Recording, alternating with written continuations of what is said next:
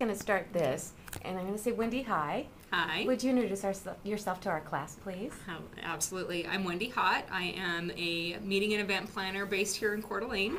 We do business all over the country and working on an international scope at this point as well, with framework meetings and destinations. Wow, that's impressive. Can you give us a little idea about your background, what brought you to this place? You know, you hear a lot of people say that they started washing dishes. I did. I worked for a private caterer in Spokane when I was 15 and a half. I got paid $6 an hour cash under the table, and it was not quite legal to work when you were 15 and a half.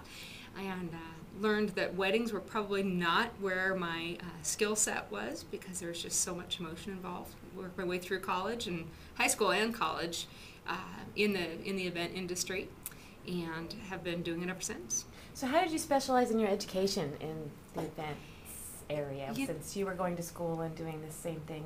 How'd you do that? Well, it was a blend, to be frank. I worked in the food and beverage industry, and was going to Gonzaga University to get my marketing degree. I picked marketing because my roommate in college was right in front of me in freshman orientation, and she said, when they asked what her major was, she said, "Oh, it's marketing," and they got to me, and I hadn't thought that far through, and so I copied her because I'm a good follower, and did get my 4-year degree from Gonzaga in marketing, but all the way through school had been working for Marriott, which is now Sodexo. Saga was at that point on campus, doing meetings and taping down AV cords and helping bus trays and fixing the dish room when it was broken and whatnot. And so when I got out of school, ended up staying with the trades or the skill set that I'd been learning on the backside of school. So this was through the hospitality It was, yeah. direction, and then you started with helping out, and then became talk to us about your career path from start to now. Okay, excellent. After college, the whole college piece, but after college, I did some interviews around town thinking I was going to go into marketing and advertising. And one of my interviews was with the director of sales at the Red Lion in Spokane, when it was the old Red Lion. And they were creating a position for wedding and catering sales, which I still say wedding and smile. And in the discussion with her just about what the hotel industry could offer, she started telling me about this position, and I thought, well, that might be kind of fun. So I got into that job. It was probably a month after I graduated, ended up starting working there with Red Lion. It was the one on Sullivan that's now Marabou, and did all the local catering events, so any of the Rotary breakfasts and nonprofit receptions and chamber fairs and whatnot, as well as the wedding market. And there was a beautiful courtyard area there, so I got my fair share of warm weather weddings and inclement weather weddings and whatnot, right out of the gate. With Red Lion, I did transfer to Santa Barbara, California, and worked on the beach there at Fess Parker's Red Lion Resort. Santa Barbara. Yes, stunning. My first celebrity sightings were there. Oh, that's fun. Yeah, Molly Ringwald, but most of the people watching this are probably going, I know Molly. Yeah, that's right. She's too, what? Yeah, that's when she was still in her heyday. And then transferred with another hotel company. Actually, my first general manager had left the Red Lion here in Spokane and gone over to Washington, D.C., and worked for a property that was just 3 blocks from the Capitol. And he called and said, "Hey, I have a gig," and packed up the car and moved to Beverly and went over and worked in the union and government planning segment of the hotel there, doing from soup to nuts, really anything that was going on. And President Clinton's first campaign was kicked off, or not kicked off, but came through the hotel. So I got my first brush with the Secret Service and the cords through the ear, and background checks and whatnot. And then came home to the Northwest here in '92, and late '92, and have been working in the hotel industry between Tri-Cities and Spokane. And came to the Coeur d'Alene Resort and did 10 years there as the Director of Catering and Conference Services. So anything that went on there that was related to events or inside or outside and meetings and whatnot was my team. Before we move into what you're doing right now, tell us a little bit about that position. At the resort? Yes. It was fun. There were varying levels of staff depending on the time frame within my 10 years there. We started as a small department, and we ended up encompassing, I believe we were at 9 people when I left. And it really was an amazing experience for me, because there's just such a different demographic that comes when they come as or to a destination like the resort is, where they are coming in with a higher level of expectation than many of us locally would have had of a venue somewhere else. So whether it was the wedding department there, which had a great gal that worked with all the weddings that would have come into the resort there, doing, I mean, all the way down to bustling the dress. So from the beginning of the plans all the way to, you know, looking through the wedding photos afterwards and whatnot, she was start to finish there. Had a gentleman that was in charge of all the local catering. So any of the Rotary, you know, local events and whatnot, special events there. And then 3 people that did conventions. And so it was simply, if they were coming in and they had a block of rooms and they were having 1 meeting or 100 meetings, it was one person that was, you know, start to finish, off the plane to back on the plane, as we called it there. And then off-site events as well. There were quite a few that the resort would cater at area locations. And so, you know, the pack in, pack out of what are we taking, what are we bringing back, you know, what does the venue look like, do we have power, do we have lights, do we need porta-johns, I mean, all, you know, all the things that come with the event piece. And then some of the room block management. So when folks are coming in to a conference and they sign on the dotted line for, I'm going to pick up 100 guest rooms, helping get the client from the beginning of that all the way through. So your job, you supervised all these activities. I did, but I was actually a working manager. I'm not, those of us that are in this industry, we're not really good at standing back and just letting it all happen around us. Most of us end up feeling a little left out if we don't have our own programs as well. And so there were, whether it was at the beginning or the end, there were always programs that were mine, as I like to call them, which it's good for the client to see the supervisory level still engaged, as well as there are just some clients that need that extra TLC or the extra experience that a person in that capacity brings to the table. So a little bit of everything all of the time. Yes. No days dull. So I want to back up. Yeah, exactly. I think that's one of the things that the students really need to understand is that it's all variable, and that depending on what your opportunities are, it can be dramatically different. I want to back up just a little bit and talk about when you went to Washington, D.C. and you went to respond to a request from somebody that you knew. So let's talk a little bit about developing your reputation and what that means and how that opportunity came to you because of what? There are many ways that people get forward in a career, and I've always been of the mindset that since I'm not making the meals, I'm not making the beds, and I'm physically not checking people in, I'm also not the one with the video camera on the backstage in the back of the general session room, I'm not the one walking around on stilts at a special event, whatnot, I'm only as good as my word. And so always from the beginning, listening to what the customer's needs are. If they don't know, helping them uncover those. And then following through on all the details in between, being flexible, always having a punt plan. And then if things are not going right, you are the first person that bellies up and says, there's something that we need to talk about, and then coming up with a plan together on that. So really it's reputation management for me is always, always, always doing the right thing.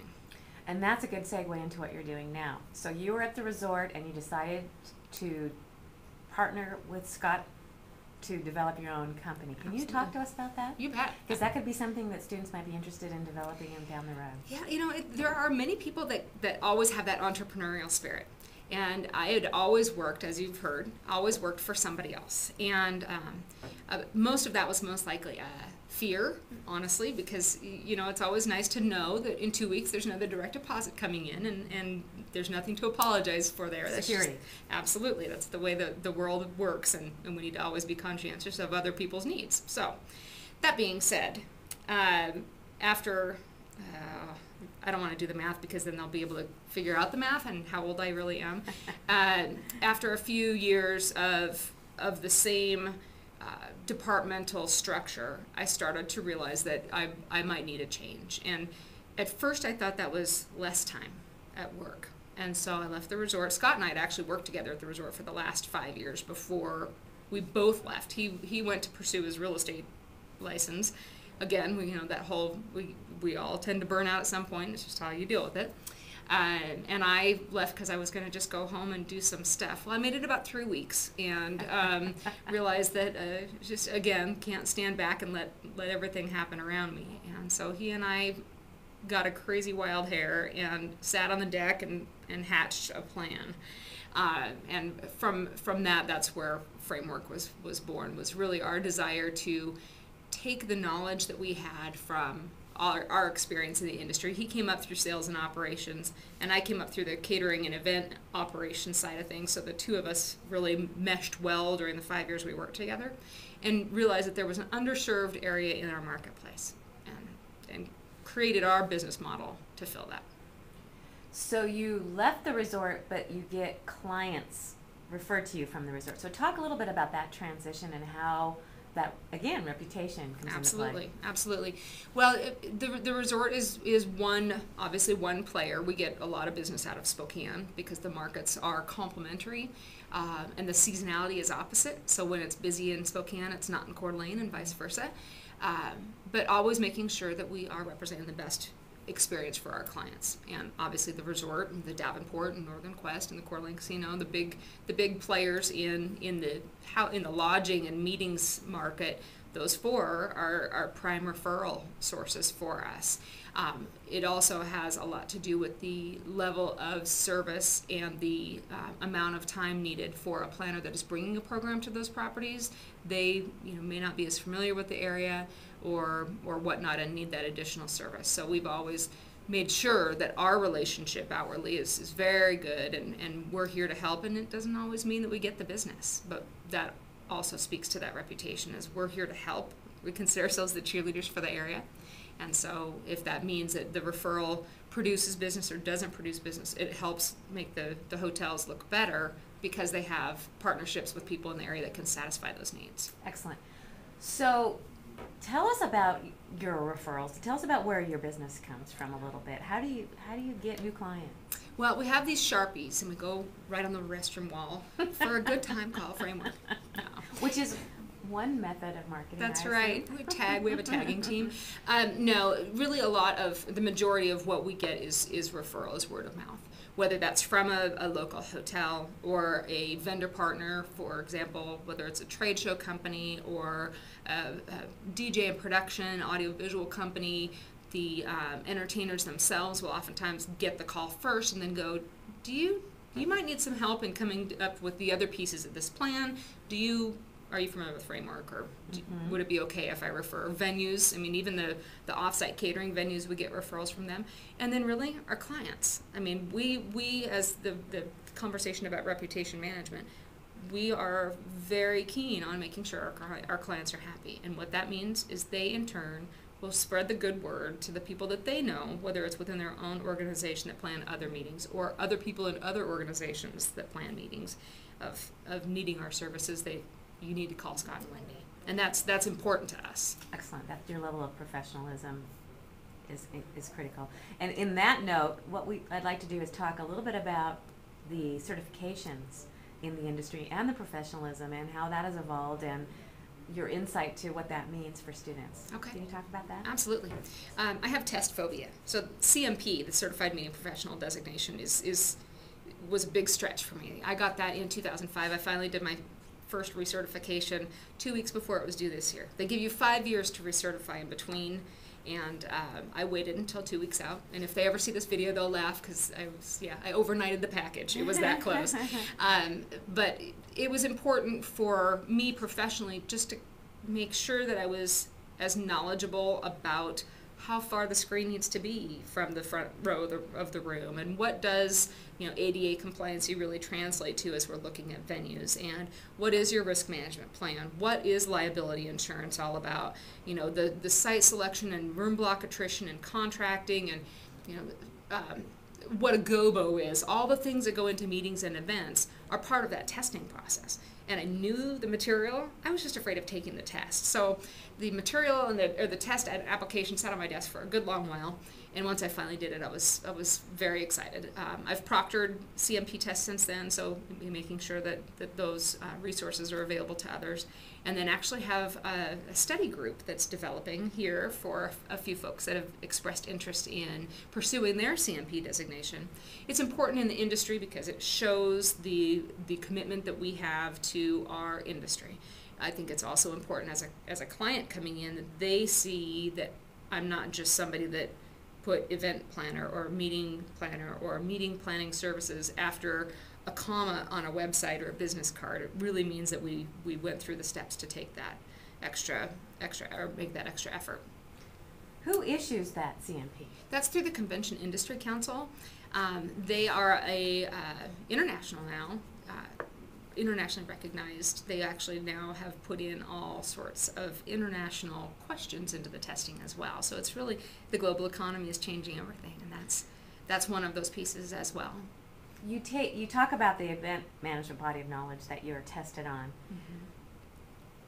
So talk a little bit about the process of taking an exam, and then what else is involved in the certification besides just the exam, if there's any other requirements. Yeah, the application is a multiple page application, and they just changed so that the test is actually available online now as well. When I did it, it was you had to journey. Fly. That's right. So it was all making sure that where they had the test available. Nice. The dates. There's an example time. of how meetings have changed. That's right. Events. That's right.